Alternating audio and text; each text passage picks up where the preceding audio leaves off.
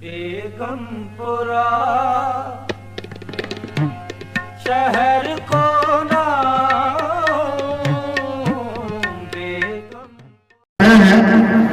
ये जो परमेश्वर है, जो परमात्मा है, जो हमारा परवरदिगार है, सारी सृष्टि का करता धरता और भरता है, जो अखिल ब्रह्मांड का मालिक है, जो खंडों ब्रह्मांडों का मालिक है, जो सच का आधार है, जो हमारे जीवन का आधार है, जिसके कारण हम बोल रहे हैं, जिसके कारण हम सुन रहे हैं, जिसके कारण हम जिंदा है, जिसके कारण इस अखिल ब्रह्मांड के अंदर जितना भी चराचर है, जितना भी प्राणधारी है, जितने भी श्वासधारी है, चाहे वो एक तत्व के जीव है, चाहे वो दो तत्वों के जीव है, चाहे वो तीन तत्वों के जीव है, चाहे वो चार तत्वों के जीव है, और चाहे ये मनुष्य 5 तत्वों का जो जीव है, हम सब जिंदा जिसके कारण है, जो परमेश्वर है, जिसको हम अनेकों नामों से पुकार रहे हैं शासन जी। तो गुरु जी ने परमेश्वर की शान में, परमात्मा की शान में अपनी पावन पवित्र अमृतवाणी में एक जगह ये बताया है शासन जी। आज बहुत खुशी का मौका है, आज हमने अपनी झोलियां भर के जानी है, ताकि हम सारा साल वो चार्जिंग हमारे काम आती रहे। आज हमने ऐसी सकारात्मक ऊर्जा के साथ साथ जब चार्ज होकर जाना है। तो मैं सीधा सीधा आपको बताना चाहता हूँ कि भगवान क्या है, परमात्मा क्या है, कहाँ रहता है, और अगर वो सारी सृष्टि के रोम रोम में विद्यमान है, अगर सारी सृष्टि के कण कण में विद्यमान है, तो क्या कभी हमने भगवान को देखा है? क्या कभी हमने परमात्मा का अनुभव किया है? क्या हमने अपने अंश होने का परमेश्वर का अनुभव किया है? अगर ऐसा हमारे जीवन में नहीं है, तो बाहर की जितनी भी कही सुनी बातें हैं, बाहर के लोगों से उधारी ली गई बातें हैं, इधर से इकट्ठी की गई बातें हैं, उन सब का कुछ भी मिलने वाला नहीं है। तो गुरु जी ने एक संदेश दिया है हमें कि 5 तत्व गुण 3 नहीं थे, नाथा खंड ब्रह्मांड, शेष महेश गणेश नहीं थे, ना थी ब्रह्मवाणी। मैं पूछूं तुझे पंडित ज्ञानी, उस दिन की क्या निशानी? जब गुरु रविदास जी महाराज का वर्तमान बात की धरा के ऊपर हुआ, और उस समय के जो धर्म के ठेकेदार सूर्यवंश के सामने एक सवाल रखा कि आप कहते हैं वो परमात्मा कण कण के अंदर विराजमान है, वो परमात्मा कहाँ है तेरा भगवान, क्या उसकी पहचान है? तो गुरु जी ने पहचान बताई है कि जब 5 के 5 ये तत्व नहीं थे, अर्थात जब पृथ्वी जल वायु अग्नि और आकाश नहीं था, 5 तत्व गुण 3 नहीं थे, ना रजोगुण सतोगुण और तमोगुण नहीं थे, ना था खंड ब्रह्मांड, और ये अनेकों खंड ब्रह्मांड जो अखिल ब्रह्मांड के अंदर है, ये भी यहाँ पर नहीं थे। 5 तत्व गुण 3 नहीं थे, ना था खंड ब्रह्मांड, शेष महेश गणेश नहीं थे, और जब ना शेष था, ना महेश था, ना गणेश था, और सबसे उत्तम बात, शेष महेश गणेश नहीं थे, ना थी ब्रह्मवाणी। जो हम गुरु जी की पावन पवित्र जो अमृतवाणी अब पढ़ते हैं, जब ये भी नहीं थी शासन जी, तो गुरु जी कहते हैं तब भी यहाँ पर वो जो परमेश्वर है, जिसको हम अनेकों नामों से पुकार रहे हैं, जिसका सारे के सारे अखिल ब्रह्मांड में पसारा है, जो हमारे जिंदा रहने का कारण है, जो हमारे जीवन का जो आधार है, जो सच का आधार है, जो तीनों के 3 काल में सच रहता है, जो पहले भी सच था, अब भी सच है, आगे भी सच रहेगा, वो हमेशा जो का जो एज इट इज यहाँ पर रहता है। तो गुरु जी ने उसकी पहचान बताई है, क्योंकि ये सीधा सीधा आपने समझ लेना चाहिए। चाहे आप कितनी भी वाणी पढ़े, बहुत अच्छी बात है गुरु जी की वाणी को पढ़ना, लेकिन गुरु जी ये भी कह रहे हैं जब ये वाणी भी नहीं थी, तो तब यहाँ पर क्या था? क्योंकि जितनी चीजें हैं वो सारी मैन मेड है, इंसान ने बनाई है, और इंसान परमात्मा को नहीं बना सकता, क्योंकि परमात्मा कोई बनाने वाली चीज नहीं है, परमात्मा कोई प्राप्त करने वाली चीज नहीं है। परमात्मा हमें पहले ही प्राप्त है। अगर हमें परमात्मा प्राप्त ना होता, अगर परमेश्वर का अंश रूपी आत्मा हमारे अंदर ना होती, तो हम जिंदा कैसे रहते? अगर हम जिंदा हैं, तो इससे बात सत्य सिद्ध हो जाती है कि परमेश्वर का अंश रूपी आत्मा हम सबके अंदर भी है, बाहर भी है। ये भी कहना सत्य नहीं है कि परमात्मा हमारे अंदर है। मेरी कुछ थोड़ी सी बातें अलग सी हैं, वो भी मैं आपके सामने अर्ज करूं। सब संत महापुरुष कहते हैं कि परमात्मा हमारे अंदर है। मैं ये समझता हूं अगर परमात्मा हमारे अंदर, तो फिर ये बाहर कौन है? अगर हम ये सोचते हैं परमात्मा बाहर है, तो फिर हमारे अंदर कौन है? तो सत्य तो ये है जो गुरु जी ने हमें संदेश दिया, जो समूची मानवता को संदेश और उपदेश दिया, और परमात्मा के बारे में परमेश्वर की शान में कहा कि सर्वव्यापी सबसे न्यारा ऐसी लीला है अपरंपारा। परमेश्वर सर्वव्यापी भी है और सबसे न्यारा भी है। आज हमने दोनों बातों को जानना है। अगर हमने ये जान लिया कि परमात्मा सर्वव्यापी होकर ये ना जाना सबसे न्यारा कौन है, फिर भी हमारा फंद नहीं कर सकता, फिर भी हम इस जन्म मन के आवागमन के चक्कर से बाहर नहीं निकलेंगे। तो दोनों को जानना है, सगुण स्वरूप को भी जानना है, निर्गुण विचारधारा को भी जानना है, सगुण विचारधारा को भी जानना है।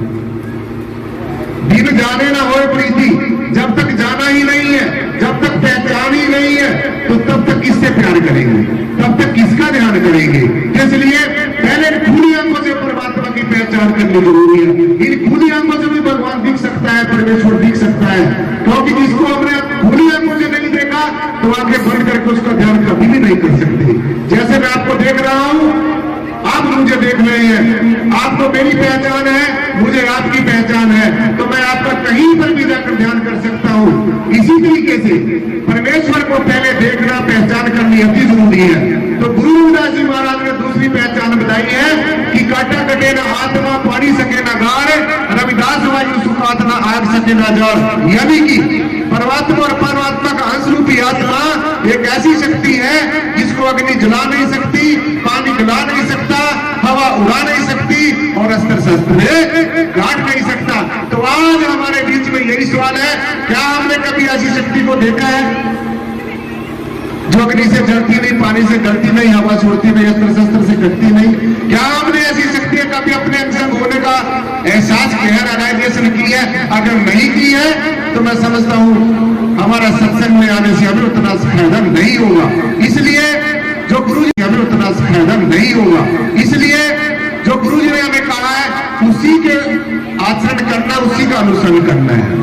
दूसरा, जो हमारे यहाँ पर बैठने का कारण है, जिसके कारण मैं बोल रहा हूँ, जिसके कारण आप सुन रहे हैं, हमारे बहुत ही परम वंदनीय पूजनीय विश्व रत्न बाबा साहब डॉक्टर भीमराव अम्बेडकर। अगर बाबा साहब डॉक्टर भीमराव अम्बेडकर इस भारत के संविधान की रचना ना करते तो हमारी बहन बेटियां जितनी यहाँ पर बड़े आज शान के साथ यहाँ पर बैठी हैं, तो यहाँ पर ना बैठी होती। अगर आप ये चर्चा सुन रहे हैं तो आप ये चर्चा ना सुनी होती। आज आप बड़े अच्छे सुटिफिकेट होकर यहाँ पर बैठे हैं, शायद ये आप यहाँ पर ना बैठे होते। तो अगर ये सब कुछ हो रहा है तो इसका सारा श्रेय, इसकी सारी इंपॉर्टेंस बाबा साहब डॉक्टर भीमराव अम्बेडकर जी को जाती है। तो इसलिए शासन जी, अगर राज की जरूरत ना होती, आप लोगों को राज की जरूरत है, राज की जरूरत बहुत ज्यादा है, शक्ति की जरूरत बहुत ज्यादा है, आत्मिक शक्ति की जरूरत तो है ही है, लेकिन राजनीतिक शक्ति की जरूरत भी बहुत ज्यादा है। क्योंकि जिसके हाथ में शक्ति होती है, जिसके हाथ में डंडा होता है, उसी के आगे ही लोग चलते हैं। इसलिए अब तक तो हम दूसरे लोगों के पीछे चलते रहे। मैं ये बात इसलिए कह रहा हूं शासन जी, मैं ये बात आपको इसलिए कह रहा हूं क्योंकि सिर्फ ये धार्मिक गीत गाने से भी हमारा काम नहीं चल सकता। ये तो आप YouTube पे और चैनलों पे जितने मर्जी सुन लो, जो सबसे महत्वपूर्ण बात है, जो सबसे जरूरी बात है, क्योंकि हमारे गुरुओं ने ऐसा हमें इसीलिए कहा कि ऐसा चाहूं राज में, ऐसा राज होना चाहिए, ऐसा नहीं होना चाहिए जैसे आज ये शोषण हो रहा है। आज आप देख रहे हैं कि मानवता का कैसा शोषण हो रहा है, हमारे किसान भाइयों का क्या शोषण हो रहा है। तो इसका क्या कारण है? संविधान की कैसे धज्जियां उड़ाई जा रही हैं, संविधान में कितनी अमेंडमेंट्स की जा रही हैं, कितने अनुच्छेद किए जा रहे हैं, क्योंकि आप लोगों की भागीदारी नहीं है। आप लोगों का कोई भी ऐसा रिस्पॉन्सिबल पर्सन, जिम्मेवार आदमी नहीं है जो आपकी आवाज उठा सके।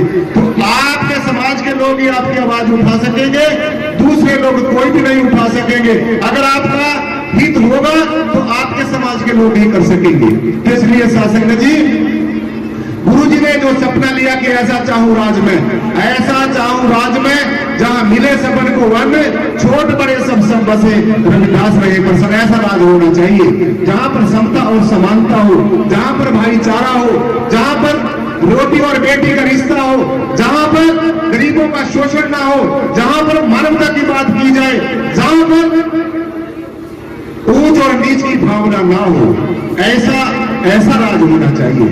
इसलिए शासन जी, राज बिना न धर्म चले हैं और धर्म बिना सब गले मले हैं। धर्म के बिना राज नहीं चलता और राज के बिना धर्म की स्थापना नहीं हो सकती। जहां पर राज होगा वहीं पर धर्म की स्थापना हो सकेगी और जहां पर धर्म होगा वहीं पर राज की स्थापना हो सकेगी। और राज की स्थापना कौन सी हो सकेगी? जहां पर गुरु जी ने समता, समानता, भाईचारा का जो संदेश दिया है हमें, वैसा राज होना चाहिए। जहां पर सबको खाने के लिए अन्न मिलना चाहिए, सब एक ही संगत में और पंगत में बैठकर जहां पर भोजन करें, वैसा राज होना चाहिए। तो मैं ये बात इसलिए कह रहा हूं साथ संगत जी, आज हम सबको एक बहुत ज्यादा जरूरी है। आज इस भारत के देश के ऊपर जैसा राज हो रहा है आप सबको पता है। आज इन बातों को समझने की जरूरत है। आज आपका शोषण जगह जगह पर शोषण हो रहा है और जब तक ये शोषित लोग अपनी आवाज को नहीं उठाएंगे, जब तक ये डिप्रेस्ड एंड सप्रेस्ड जो सोसाइटी है ये अपनी आवाज को बुलंद नहीं करेंगे, तो तब तक ये जो दाना बिना लोग हैं, मुट्ठी भर लोग हैं, ये आपका पीछा नहीं छोड़ेंगे। 4 युग हो गए हैं आपको इनकी अधीनता करते हुए और गुरु रविदास जी महाराज ने बात स्पष्ट तौर से कही है। मैं ऐसा इसलिए कह रहा हूं, मेरे दिल में दर्द है अपने समाज के लिए। मैं ऐसा इसलिए कह रहा हूं कि ऐसा होना चाहिए था। जो गुरु बाबा साहब ने जो कहा था कि ये शताब्दी तुम्हारी है, लेकिन ये शताब्दी तुम्हारी फिर भी नहीं हो सकती। इसलिए संगठित रहना है। जो बाबा साहब ने 3 महामंत्र दिए हैं, शिक्षित बनो, संगठित रहो और संघर्ष करो। ये तीनों महामंत्रों को ऊपर अनुसरण करना है। बाबा साहब की सोच हमारे जीवन में होनी बहुत ज्यादा जरूरी है साथ संगत जी। और गुरु रविदास जी ने भी उसी बात को कहा है कि पराधीनता पाप है, जान लो रे मनमीत, रविदास दास पराधीन को कौन करे है प्रीत। देखो सीधा सीधा समझना है, सीधा सीधा समझना है। हमारे संतों महापुरुषों ने क्या संदेश दिया है? पराधीनता पाप है, सबसे बड़ा पाप।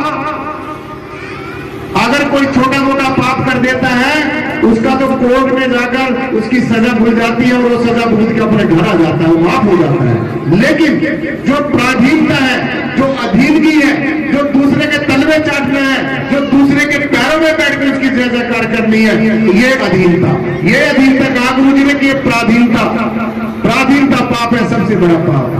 ये गुरु रविदास जी ने कहा, मैं नहीं कह रहा हूं, मैं तो सिर्फ आपको संदेश दे रहा हूं।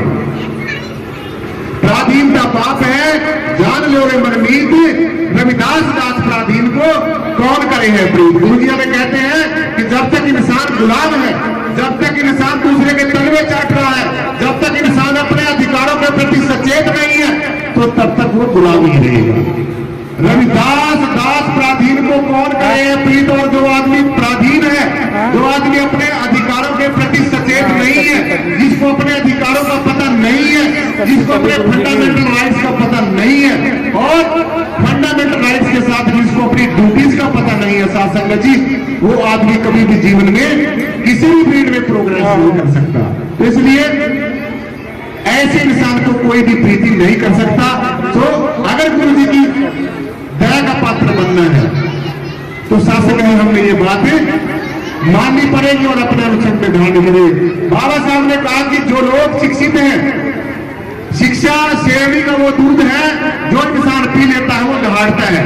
जो अच्छा पढ़ा लिखा इंसान है वो ऐसे ही शासन में इस बात को समझ सकता है। तो इसलिए आज हमारे समाज में खासकर मेरी जो बहन बैठी है, माताएं बैठी है, उनको बच्चों को अच्छी से अच्छी तालीम देना बहुत ज्यादा जरूरी है, बहुत ही ज्यादा जरूरी है। तो शासन जी